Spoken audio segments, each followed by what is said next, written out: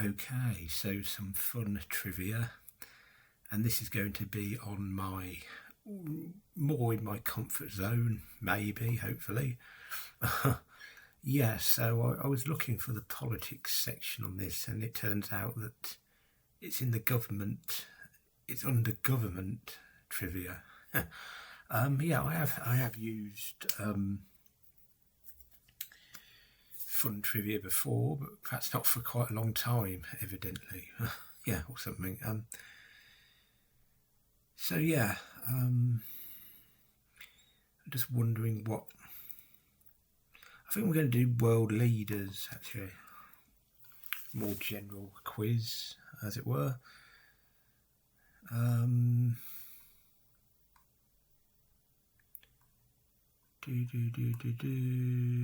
A to Z of alliterative world leaders. Yeah. Okay, let's do that. So, what is this? 20 questions. So, A.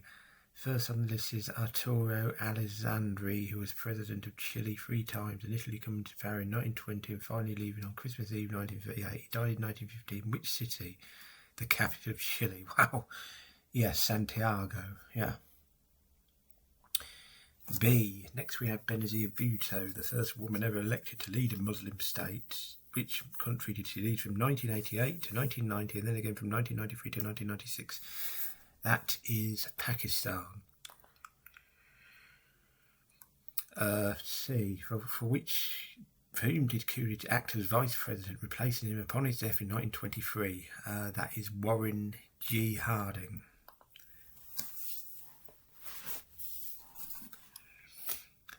D. Domingo Diaz Arozimena was president of which Central American country whose flag consists of a red rectangle, a blue rectangle, a red star and a blue star, with each in a different quadrant between 1948 and 1949. This is almost more of a flag question. Got an idea Costa Rica's is a bit like that somehow, but it might not be.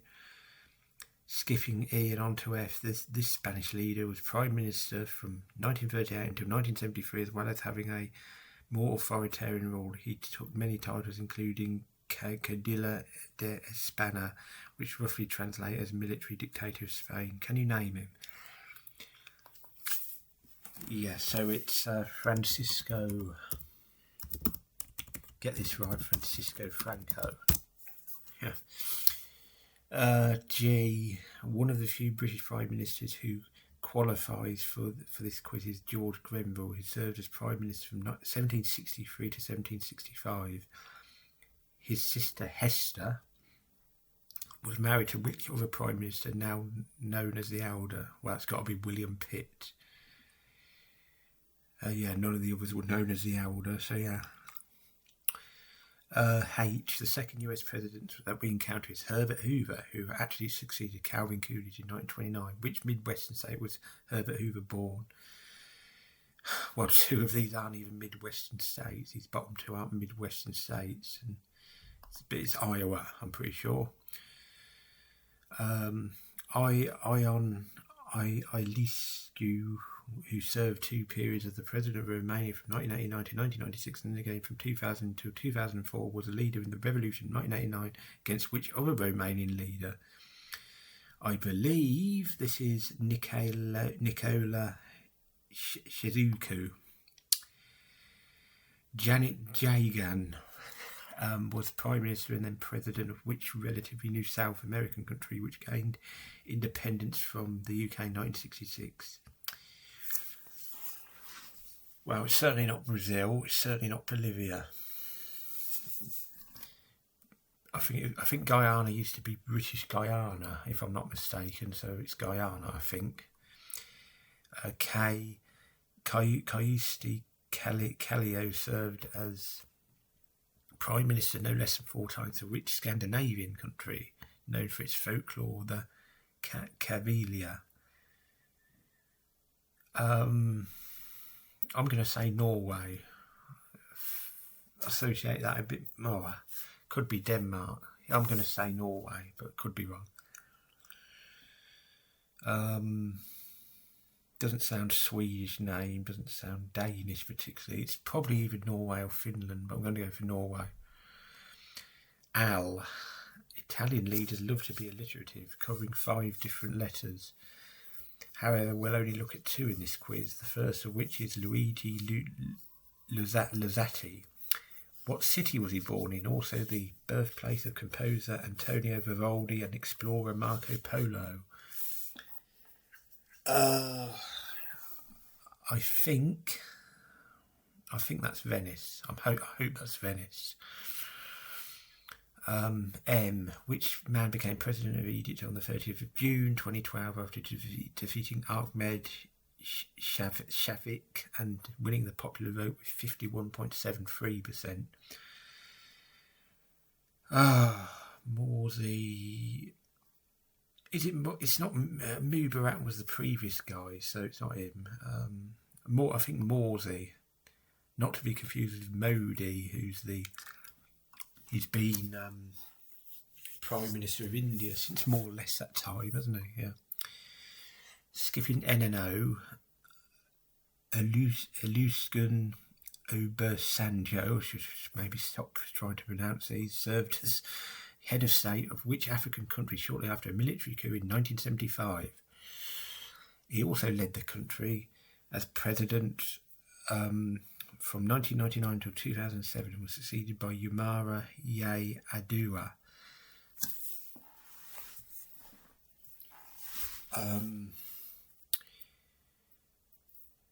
Military coup in 1975. I don't think it's Uganda. I don't think it's Nigeria. I'm going to say Burkina Faso for some reason.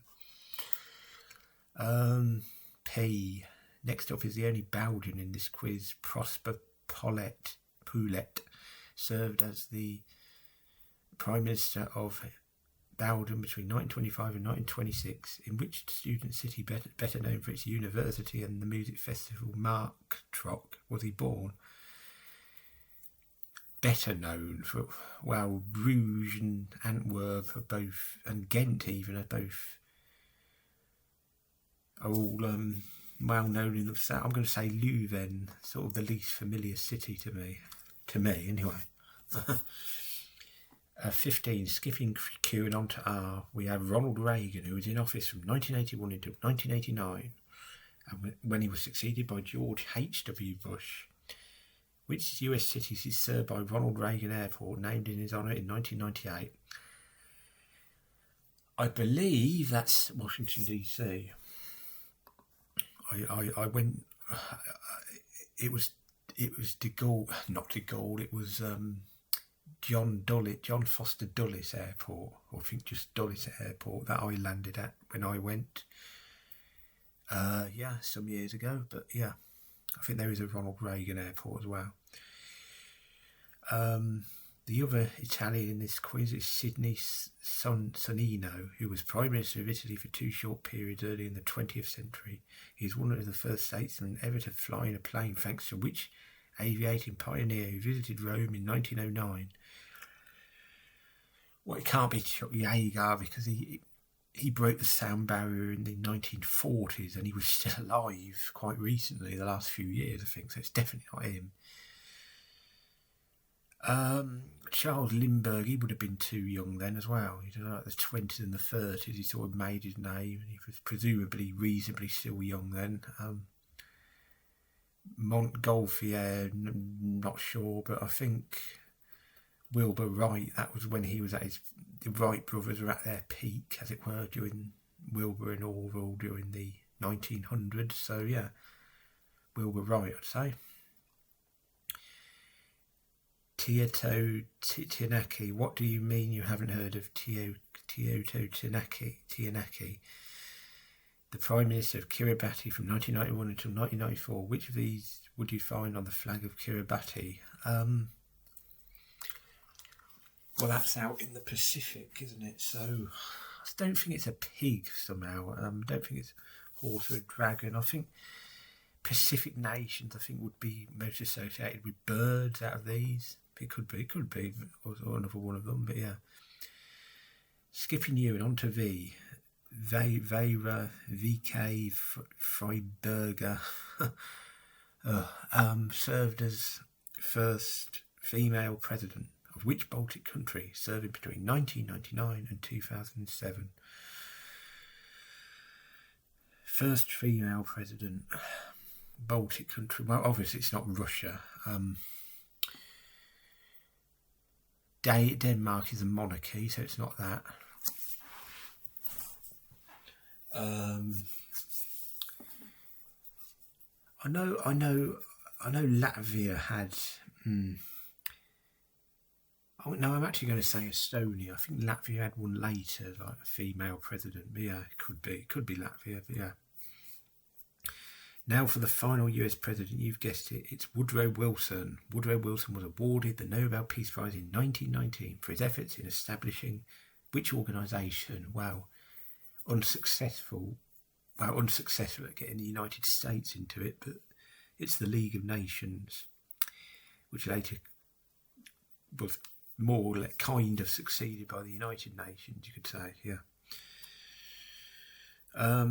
20, skipping X and onto Y. Yuri Yekanurov was Prime Minister of Ukraine from 2005 to 2006. Which of her positions did he hold between 2007 and 2009? A similar position was formerly held by John Reid and Liam Fox in the UK and William Sebastian Cohen and Leon Panetta in the US. Wow. Pretty sure they are all defence secretaries or defence ministers. So yeah. So let's see how we did. I bet it's not 20 out of 20. Oh, so first it was Panama rather than Costa Rica with that iconic flag, apparently. Oh, it's Finland rather than Norway. Yeah, I was thinking it was one of those two. I was saying that it was one of those two, wasn't I think? Oh, it was Nigeria rather than Burkina Faso. Yeah, military coup in Nigeria in the 70s. Yeah, that does, yeah. Leuven, yeah, got that right. Glad I got that right. The university city in Belgium. Washington, D.C., Reagan Airport. It was Wilbur Wright, had to be kind of by more or less a process of elimination there. 1900s, as I say, the Wright brothers. A bird, yeah, again, that was another kind of process of elimination one. And it was Latvia. Is that the one on? I think she was a lesbian, or is a lesbian, if I'm not mistaken. Might not be, you know. There was a prime minister or president of one of those countries that was a lesbian around that time, maybe just after, but anyway. League of Nations, Woodrow Wilson, obviously, and Minister of Defence, obviously. So 16 out of 20 compared to 15 out of 20 for the average. So yeah.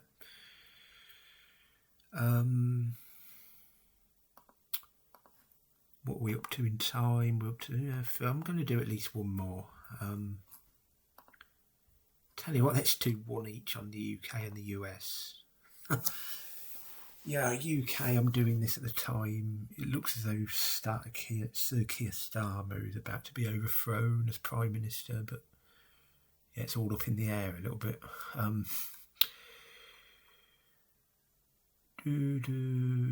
Try and find a general one. I don't want any specific era. And this looks interesting. UK politicians after 1721. No kings or queens. Yes. 10 questions. Okay, we can do a couple of these sort of length, I think.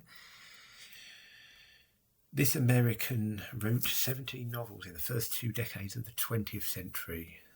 What name did he share with one of the most renowned prime ministers?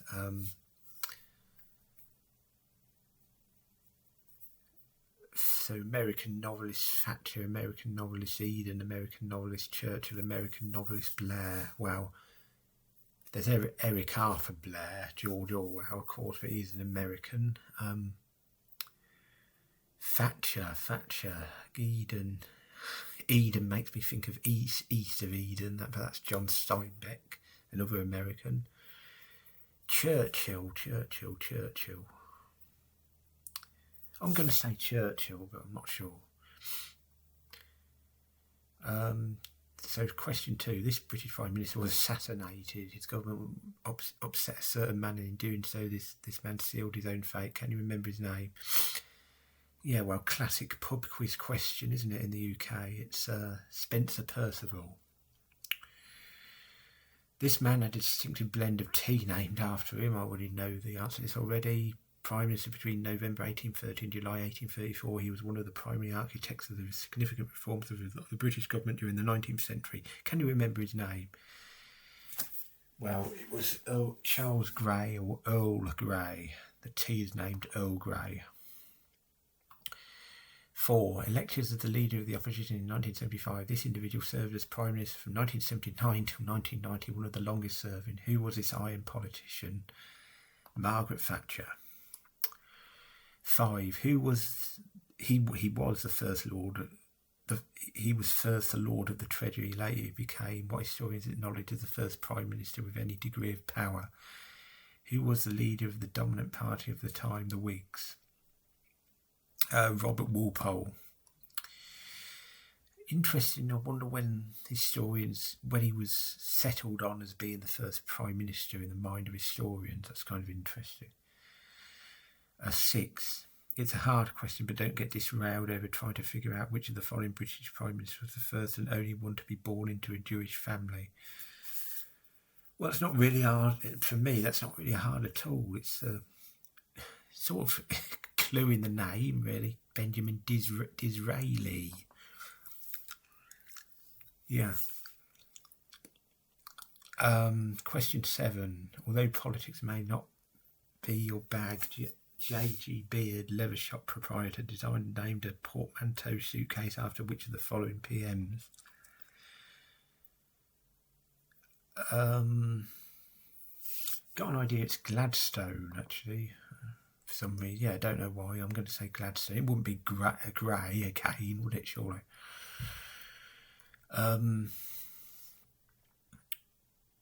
So yeah.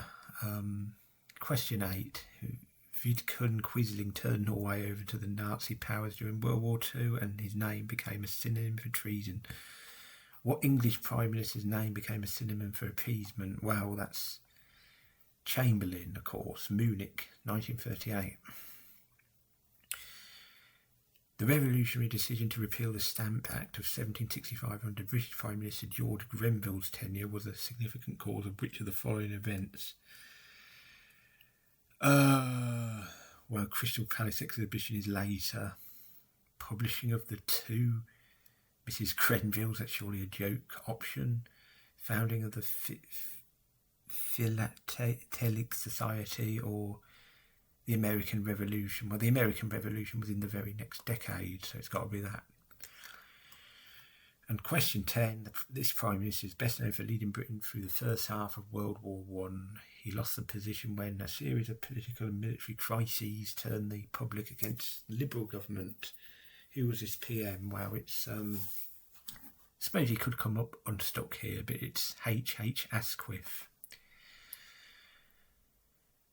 So yeah, submit my answers.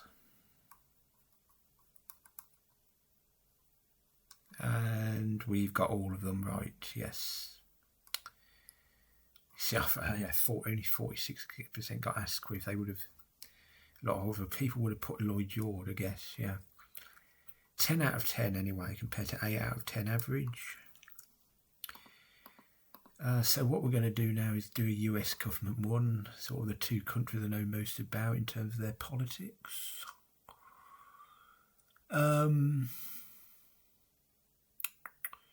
We're going to do campaigns and elections because I like those.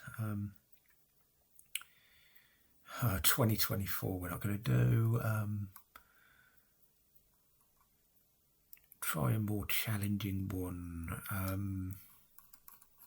Tough.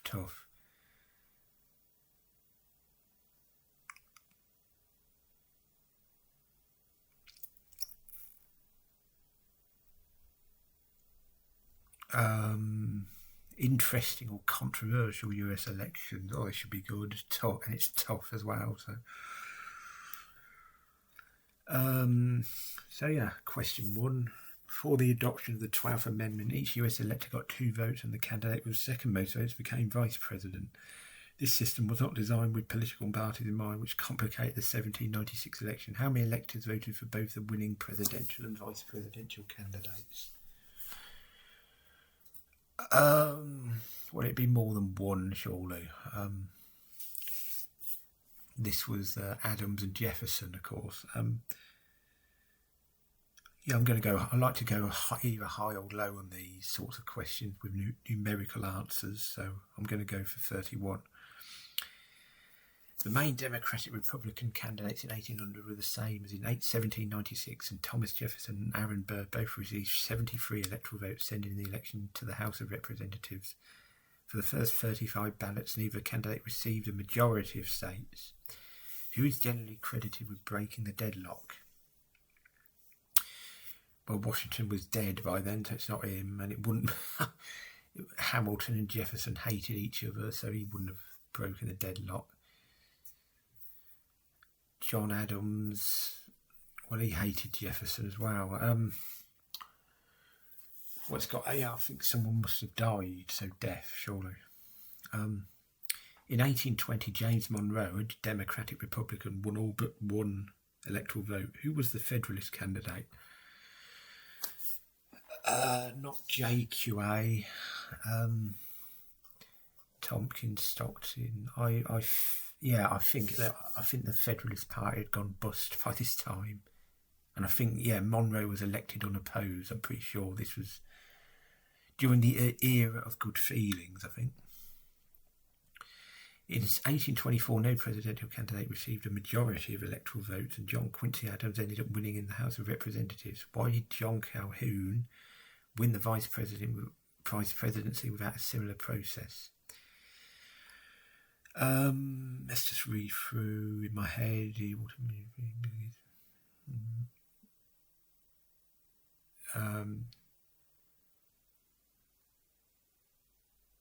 I think it might be this. Was he the? I don't think he was the running mate of JQA, was he?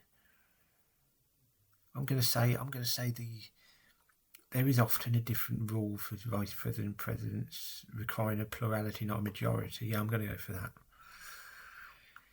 In 1836, Martin Van Buren won the presidency relatively easily. However, his running mate Richard Johnson did not receive a majority of electoral votes. How was he chosen as vice president?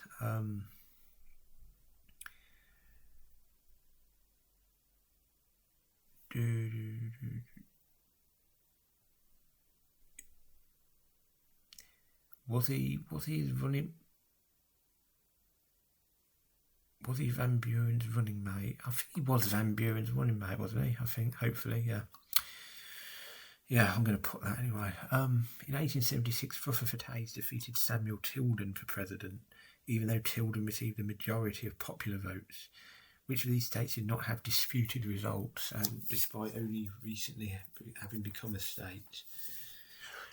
Yeah, well, this was a ridiculously controversial thing, wasn't it?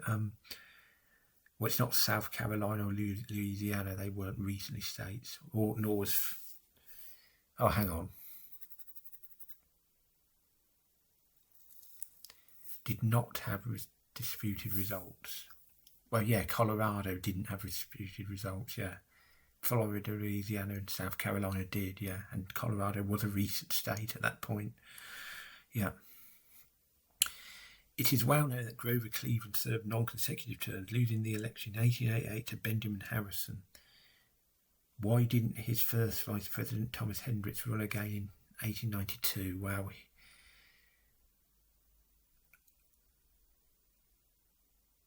I was expecting to see Cleveland chose a different running mate. I mean, he could have died in the 4 years between then. Became a Republican. He was governor and he chose not to run. I guess it's not this one. That seems like a strange thing, really. He was unpopular, not renominated. I can't see it being that. I think he must have died in the meantime, perhaps. Yeah, I'm not sure about that. Yeah.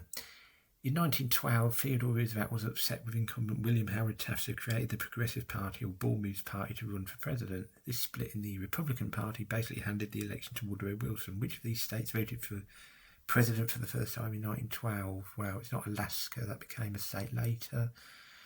Wyoming had become a state earlier, as had Utah, so it's Arizona, which I think did become a state in 1912 itself, yeah. Yeah. Probably the most controversial thing about the 1972 election was the break-in at the Watergate complex. Richard Nixon defeated George McGovern in a landslide, 520 to 17. However, one faithless elector cast his ballot to Libertarian John Hospers and his running mate, who was the first woman to receive an electoral vote in a presidential election. Hence, he shares a name with Byzantine Empress. Ooh, well, Shirley Chisholm. I think it's Shirley Chisholm, isn't it? She ran in the Democratic primaries that year.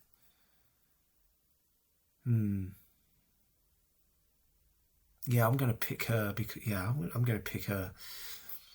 In the 2000 election, George W. Bush defeated Al Gore, with a controversial election in Florida going to Bush. In Palm Beach County, what Reform Party candidate received 3,407 votes, 0.8%, many of which were probably intended for Gore? Well, that is Pat Buchanan, yeah.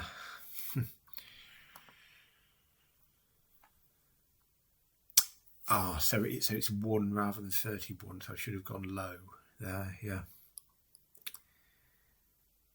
Oh, it was Alexander Hamilton who broke the tie after all, yeah. And he fought Burr, yeah. Well, he thought Burr was worse, who took part in a duel together later on, didn't they? So, yeah. Yeah, Monroe was unopposed. Calhoun was running mate for both JQA and Jackson, okay. Richard Johnson was chosen by the Senate, okay. Colorado, yeah, I was pretty certain of that. 1876. Hendricks had died in the meantime between 1888 and 1892. Arizona, 1912, yeah, I was pretty sure of that. Theodore Tolly Nathan, yeah, I was toying with her, as it were, but yeah, it's not Shirley Chisholm. And Pat Buchanan, only 49% got that. Anyway, yeah, 5 out of 10. What's the average? 6 out of 10. Should have done a bit better on that. Should have thought about 1 or 2 of those a bit more. But yeah, almost half an hour now, so I think that's time to call that a day for now. So yeah, quite enjoyed that, and yeah, thanks for watching.